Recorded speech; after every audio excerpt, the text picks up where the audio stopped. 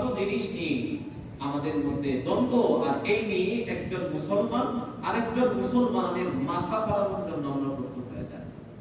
এটা বহুত আফসোসের বিষয়। আমাদেরকে অবশ্যই এই বিষয়গুলো থেকে বেঁচে থাকতে হবে। আমরা সবাই মুসলমান, আমরা সবাই এক হয়ে চলবো। মুসলমানদের প্রতি যেন আমাদের কোনো বিদ্বেষ হিংসা না থাকে, পারবো না ইনশাআল্লাহ? ইনশাআল্লাহ। তো কদম কদম রাসূলের সুন্নাহকে অনুসরণ করা, রাসূলের সুন্নাতের বাইরে যাওয়া যাবে না।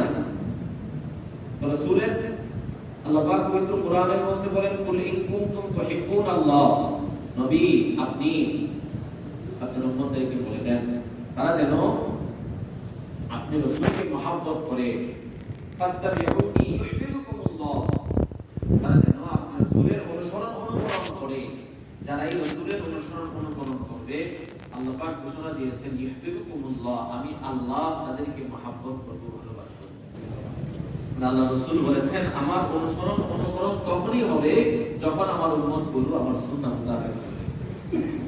আর সুন্নাহ মোতাবেক তখনই চলা যাবে যখন আমরা রাসূল সম্পর্কে জানবো। একজন মানুষ সম্পর্কে যখন আমার ধারণা না থাকবে, তখন তো তার ব্যাপারে আমার ভালোবাসা আসবে না।